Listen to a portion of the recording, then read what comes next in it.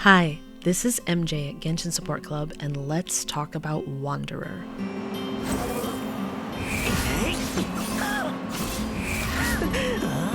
I'm not here to focus on his damage potential, best weapons, or team compositions. This is already being well covered by theorycrafters and guidemakers, and you don't need me for that.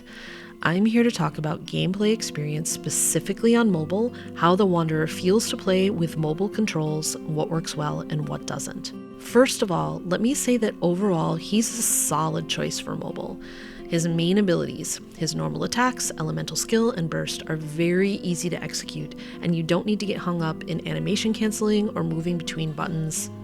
Mostly. We'll get to that in a second, but for the most part, he is easy and fun to play, and especially if you run him with a shield, playing him feels godlike, floating around in the sky, towering over smaller enemies, and coming face to face with large ones. It's pretty amazing.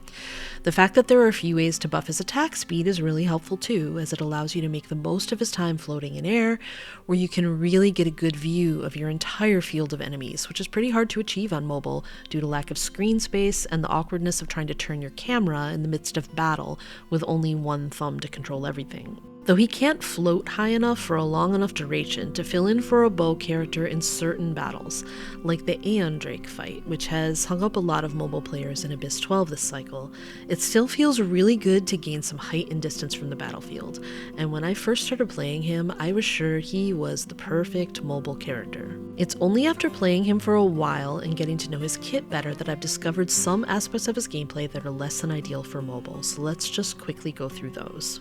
The most tricky aspect of his gameplay is my biggest issue, because it's a straightforward DPS loss if you can't execute it, and that's his mid-air dash. When you unlock his passive talent Gales of Reverie, the Wanderer is able to randomly obtain the Descent effect, at which point if you dash in mid-air, he'll do extra damage with a set of wind arrows. 35%, which is nothing to sneeze at. Extra damage is always welcome, and this can allow you to reposition him without using stamina as well. But the issues with this on mobile are threefold. First, one way you can tell you've entered this state is that a symbol shows up around the area of his neck, but it can be hard to spot on a small screen, especially if you've got your graphics set low to save your phone, or in exchange for a higher frame rate, or if your eyesight is less than perfect, like mine. The second clue they give you is a special sound effect, but unless you're wearing headphones, good luck picking that out from what your phone speakers give you. Personally, unless I'm on stream, I'm usually playing at low or no volume, so the sound cue is basically worthless to me. But if you frequently play with headphones or earbuds, this might work perfectly well for you, so keep that in mind.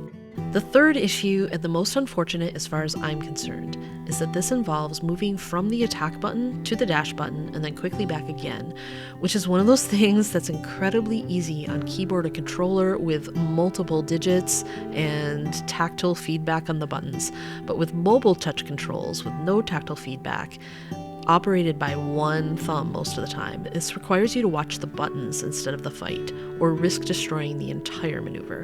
This might seem like a huge nitpick, because it really is just extra damage, and you can have fun playing him while ignoring this passive altogether, like I did the first 3 days before I realized that it existed. But when you need that extra boost in hard content like the Abyss, it's kind of a bummer for mobile players. Even more of a nitpick here is the fact that you can't switch out of his hovering state without deliberately pressing the elemental skill button a second time and then waiting for him to fall to the ground. Obviously, in an ideal world, you're never going to want to break him out of that state before its conclusion, but we all know that the ideal is not what we always live in, especially on mobile.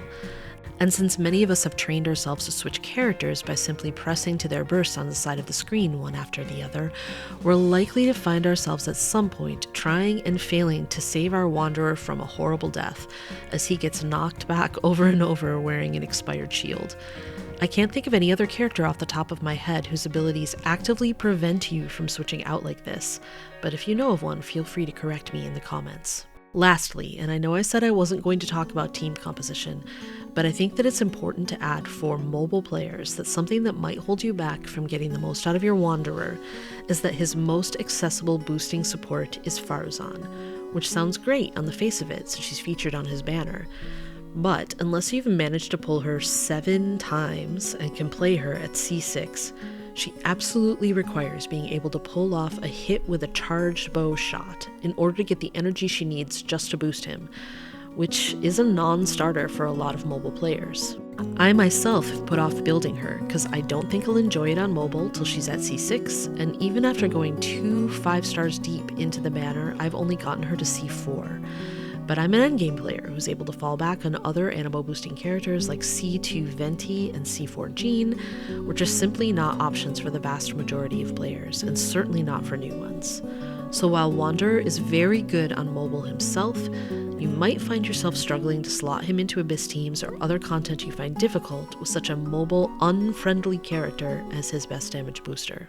All that said, as I mentioned at the beginning of the video, for the most part, Wanderer is fun and easy to play on mobile, and especially in the overworld, there is no end of fun you can have with him. I personally have not had this much fun playing with a new character in a while, and I will probably be handing him multiple crowns. For overworld battle and exploration, he's an absolute delight. I honestly can't get enough of him, and I don't see that changing anytime soon. So that's my report, Genshin Mobile Nation. I hope it has helped you decide whether you think you will enjoy Wanderer. If you have any tricks you've picked up for working around his issues specifically on mobile, or anything relevant you've discovered while playing Wanderer on your phone, please let me know in comments. If you've enjoyed this video or found it useful, please give it a thumbs up, and consider subscribing to my channel where I've begun a series of guides for mobile Genshin players. If you'd like to watch me play on my own mobile account, I stream Genshin Impact every Monday, Wednesday, Friday, Saturday, and Sunday at twitch.tv/Genshin Support Club. Thanks and good luck, mobile players. See you next time. Ha ha ha, I dance on grave. Ha ha ha ha ha.